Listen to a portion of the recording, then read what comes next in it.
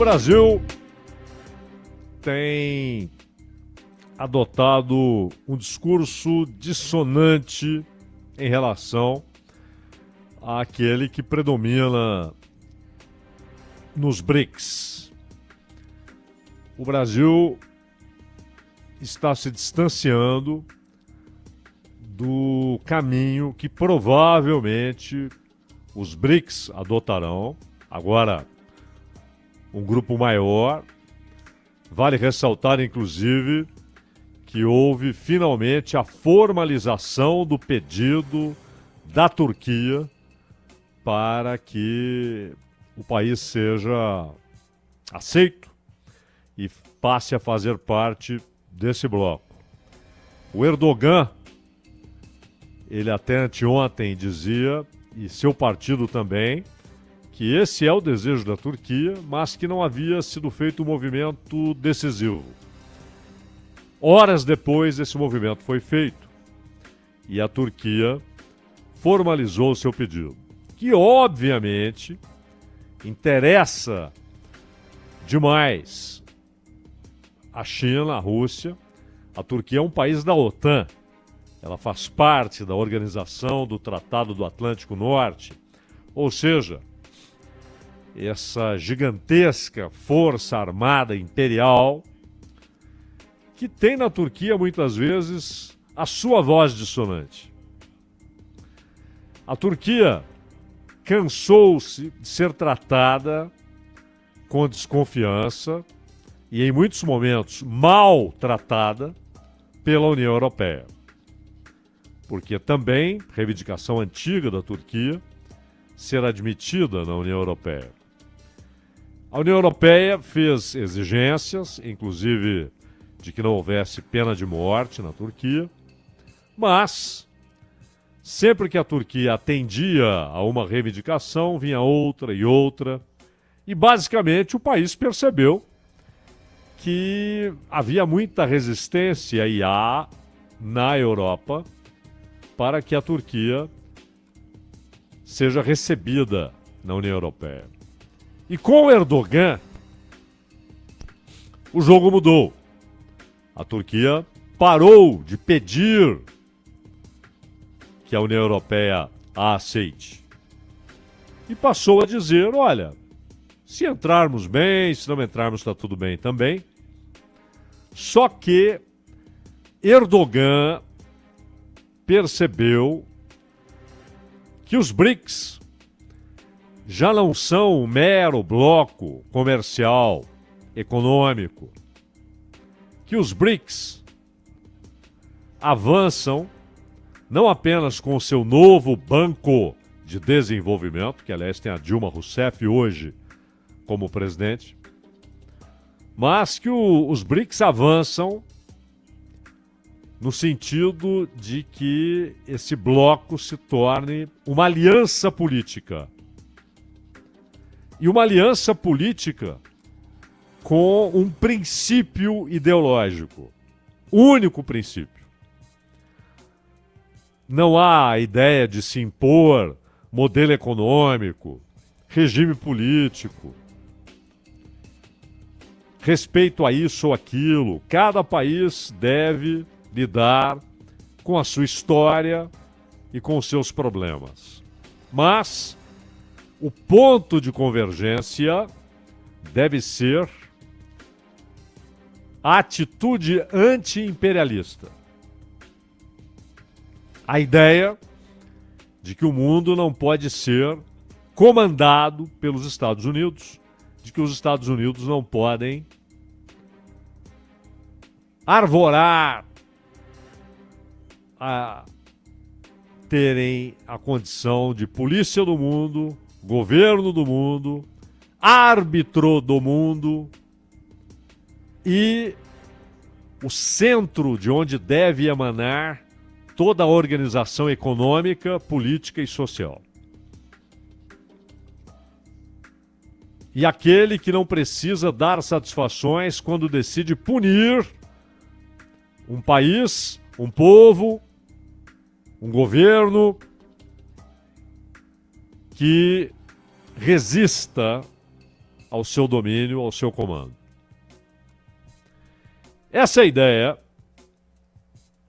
tem ganhado muita força porque ela é incentivada e recebe combustível permanente de Moscou e de Pequim. Então agora não são apenas Brasil, Rússia, Índia, China e África do Sul. Agora também há o Irã, também os Emirados Árabes Unidos,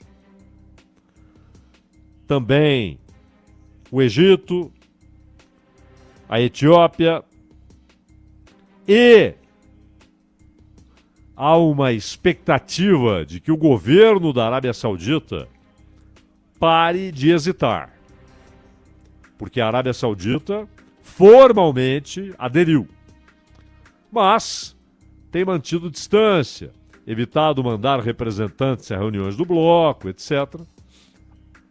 Claramente porque sofre pressão dos Estados Unidos, que são os principais fornecedores de armas para a Arábia Saudita.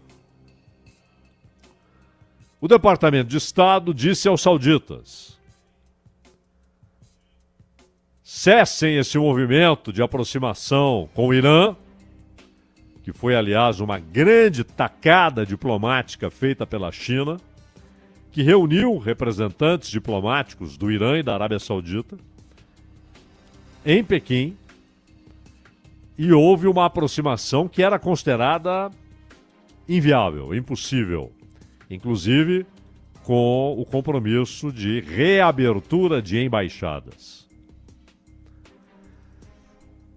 A pressão é grande sobre a Arábia Saudita, mas ela, que exporta petróleo mais que todos, o Irã, com suas reservas formidáveis de petróleo, sob sanções, mas que encontrou no mercado chinês a saída para o seu petróleo, a Rússia, segunda maior produtora de petróleo do mundo, os Estados Unidos produzem mais, porém, consomem tudo que produzem e ainda dependem de importação. Mas a ideia não é ter apenas países ricos em petróleo e gás, mas países que tenham importância regional estratégica e que tenham a convicção de que não podem se dobrar ao imperialismo. Esse é o ponto de convergência. Organização econômica, modo de produção, organização jurídica, funcionamento do Estado, mais ou menos ou nenhuma democracia, nada disso entra na lista de exigências. Apenas a atitude anti-imperial. Por isso, governos tão diferentes entre si, países tão distintos entre si, povos muito diferentes entre si, estão hoje no BRICS. O Brasil, país fundador, um país imenso, entre as maiores economias do mundo, importante economicamente, importante inclusive no fornecimento de comida e de alguns minérios para o mundo, com um parque industrial decente, que precisa ser renovado, ser revitalizado, ganhar com condições de competir, mas que é um parque industrial consolidado, não é um país em industrialização ou com um grande complexo industrial de uma área só. É um país de diversidade de produção industrial. E é o principal país da América do Sul. Só que o Brasil tem resistido à ideia de os BRICS se tornarem esse bloco político e, por que não dizer, político ideológico, já que deve haver esse ponto de convergência, a atitude anti-imperialista. Vale notar ainda que hoje começou em Pequim o Fórum China-África. E a África, que já tem o Egito, deverá ter a Argélia, além da África do Sul, é claro, nos BRICS. A África hoje está passando por um grande processo de transformação. Países pobres estão demonstrando a coragem que o Brasil não demonstrou até hoje em relação aos que controlam a política internacional, a divisão internacional do trabalho, enfim, os poderes políticos que expressam os interesses do capital financeiro. Mali, Níger, Burkina Faso e agora o importante Senegal. Esses países disseram basta à França. No final da década de 50 do século passado, De Gaulle fez uma visita. Visitou as colônias francesas. Eram 17. De Gaulle sabia que o colonialismo formal estava com os dias contados. E propôs uma grande aliança franco-africana. Aqueles que resistiram foram mortos. Foram mortos pelo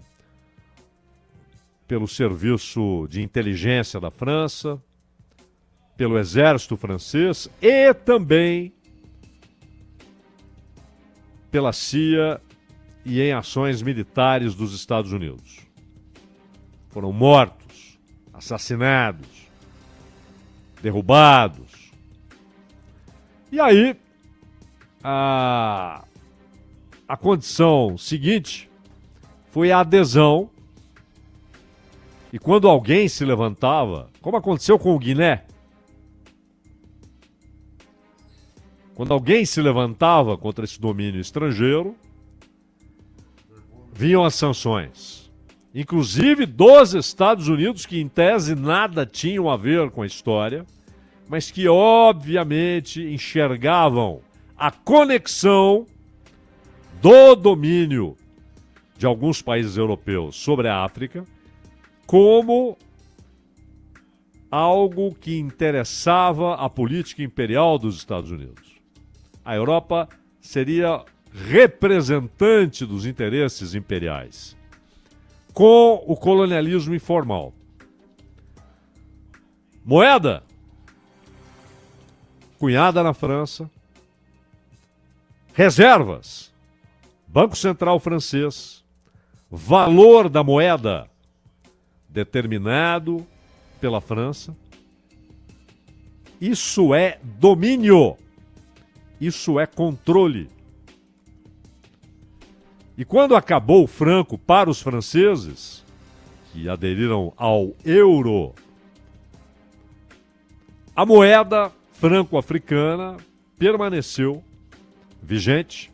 Depois mudaram o nome já no Macron, no governo Macron. Com cinismo, a mudança de nome, claro, nada representa, mas Macron tratou como nova fase das relações. O fato é que os franceses estão sendo retirados desses países. Suas forças armadas estão sendo removidas, substituídas, inclusive, por, em alguns casos, caso do Mali, Burkina Faso, soldados russos. Ou então, paramilitares do grupo Wagner, obviamente, sob ordens de Moscou. e que estão lá para enfrentar os grupos terroristas financiados pelos europeus. Para enfrentar esses grupos, cada governo ficou com liberdade para escolher o melhor caminho. E Mali e Burkina buscaram esse apoio dos russos. Disseram ao Níger: não pode vender urânio para o Irã. O Níger respondeu à França: eu vendo urânio para quem eu quiser. A Dinamarca, a Suécia, a Alemanha disseram para os governos do Mali, de Burkina, do Níger: se vocês continuarem assim, nós vamos embora. E a resposta foi: por favor, partam logo. Desapareçam de uma vez. Não precisamos de vocês. Hoje, todos os países africanos têm investimento chinês. Todos. E cresce a rede de alianças da Rússia. Aí não é o mesmo modo de operação da China. A Rússia nem tem recursos para isso. A China está investindo, empresta dinheiro, chega uma hora o país não pode pagar e, obviamente, passa a ter uma relação, digamos, política dependente em relação à China. E a Rússia, por sua vez, negocia apoio militar, estratégico, mas também financeiro, cancelando dívidas de alguns países com a Rússia. A Rússia cancelou dívidas. Falando em cancelar, Rússia e China decidiram esta semana que não há mais entre eles disputas territoriais. Todas as disputas acumuladas por décadas desapareceram por decisão de Putin e Xi Jinping. Rússia e China não disputam mais territórios. Esse gesto aparentemente pouco significativo, na verdade representa um selo nesta aliança que é inédita na sua dimensão. Nunca China e Rússia estiveram tão próximos. Então forma-se um grande bloco que é econômico, que é político, que é comercial, mas que tem também o seu traço ideológico, o anti-imperialismo. Outro dia eu vi um professor africano dizendo: olha, os chineses chegam aqui, eles não perguntam como funciona o parlamento, como funciona o judiciário, se tem reeleição ou se não tem, se são reeleições sem limites ou se há um limite de reeleições. Não perguntam nada. Eles perguntam o que vocês precisam. Enquanto, por exemplo, o México, esta semana também, López Obrador, que está indo para as últimas semanas como presidente, mas terá uma aliada como sucessora, a Sheinbaum. O López Obrador, ele cancelou qualquer diálogo com a Embaixada dos Estados Unidos e do Canadá. Por quê? Porque o Congresso mexicano recebeu e está aprovando uma mudança no judiciário para que magistrados, juízes, procuradores sejam eleitos pela população. Na minha opinião, inclusive, isso não funciona. Mas não importa. É uma decisão do México, do governo do México e do Congresso mexicano. Pois Estados Unidos e Canadá começaram: estamos preocupados, isso não pode. Aí o Obrador respondeu o óbvio: mas quem perguntou a vocês se vocês concordam ou não? Isso é um assunto interno mexicano. O Brasil não tem feito isso. Quando Laura Richardson, chefe do Comando Sul, chegou aqui e disse: o Brasil tem de ter menos relações com a China, O Brasil faz parte, historicamente, do grande bloco liderado pelos Estados Unidos. E aí ela começa a desfilar as propriedades que ela julga os Estados Unidos têm. Temos o xisto na Bolívia, no Chile, na Argentina. Temos o petróleo argentino.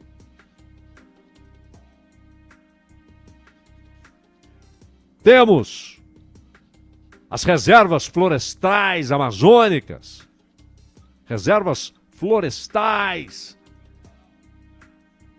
Que, obviamente, na cabeça dela, e de Washington, e do Departamento de Defesa, e do Departamento de Estado, e da CIA, dão aos Estados Unidos o direito de dizerem: não façam isso, façam aquilo.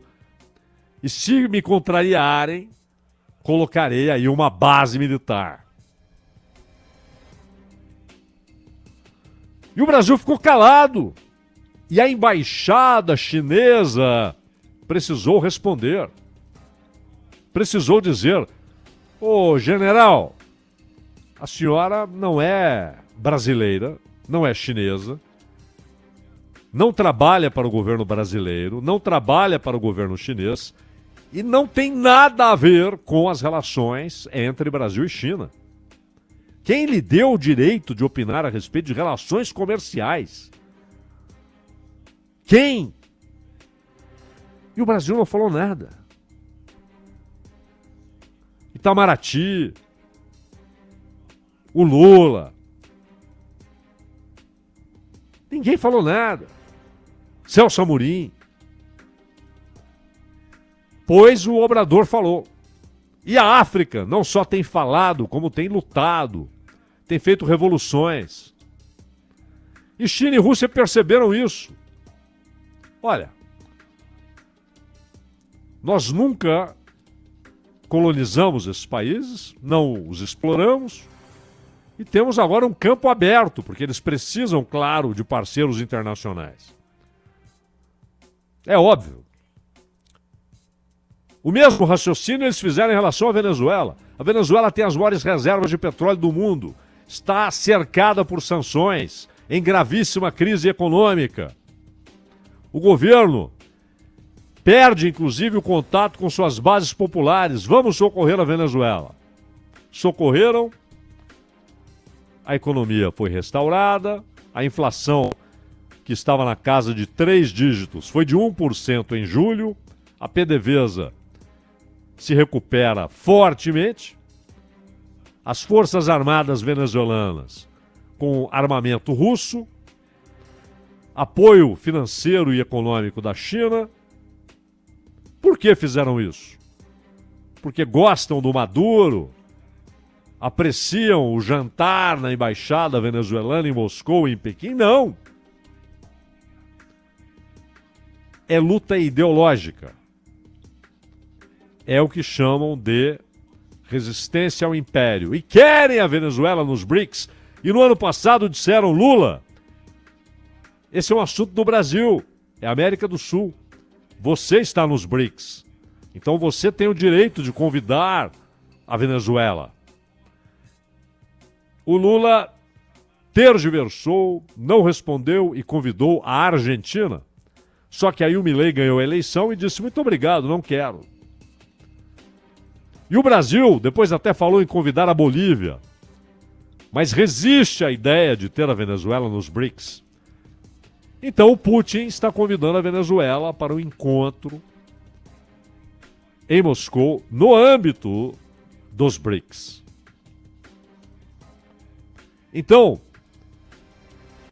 o Brasil tem dito: nós queremos o BRICS, queremos que os BRICS funcionem, que essa relação, essa aliança seja comercial, que haja transferência tecnológica, mas vamos parar por aí. O Brasil não quer afrontar, confrontar, desafiar o poder econômico, político, militar dos Estados Unidos. E aí o Brasil usa o conceito de Ocidente. Nós somos do Ocidente. Sabe qual é o problema? Que em Londres, Paris, Berlim, Washington, Nova York, Munique, Madrid, eles são o Ocidente.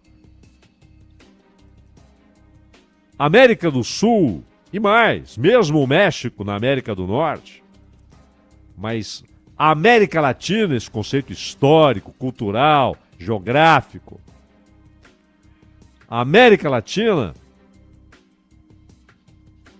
é o quintal, é o nossa área de influência da Laura Richardson, é o nós temos lítio, nós temos petróleo do xisto, nós temos reservas florestais, nós temos petróleo. Onde? No quintal.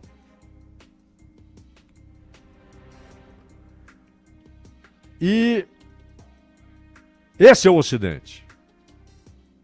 É o Atlântico Norte. Não é o Atlântico Sul. Mas o Brasil tem, no seu imaginário, na sua formação, inclusive, do seu Estado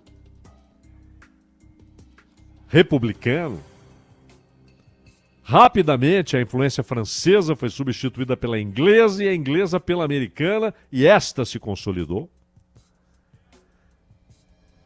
E parece algo intocável, que não pode ser transformado. Nós somos o Ocidente. Geograficamente, sim. Em geopolítica, não. O tratamento dado à América do Sul é de quintal do Ocidente. É de nossa grande fazenda e nossas grandes reservas. Lá nós plantamos comida, nós extraímos petróleo, lítio. É a nossa grande reserva. E quando alguém nos enche, quando alguém nos incomoda, nós derrubamos e colocamos alguém, ou civil, ou militar, ou um sanguinário, não importa, mas alguém que atenda aos nossos interesses. É isso que está sendo confrontado. E duas potências perceberam isso. E agora a África do Sul, que aliás adotou um discurso que o Brasil nunca adotou. O Ramaphosa disse agora, em Pequim, inclusive atacando as explicações do governo ucraniano para o conflito. O jogo é pesado, ninguém está fazendo nada por caridade ou por amor aos outros povos. É um jogo político-ideológico. E talvez, em pouquíssimo tempo, não seja mais viável ter um pé em cada canoa ou ficar em cima do muro sem saber escolher ou tentando ser uma espécie de ponto de conciliação. Essa possibilidade não existe mais, meu caro Ronald Gimenez. 4h02. Este é o Bandeirantes Acontece. Tema de abertura fundamental para você mandar para os seus amigos. O podcast Entendendo a Notícia. Fica aí à sua disposição assim que o comentário do Zaidan termina. Já já estará aí nos principais agregadores de podcast, no nosso site, no YouTube, no Facebook, em todas as nossas redes.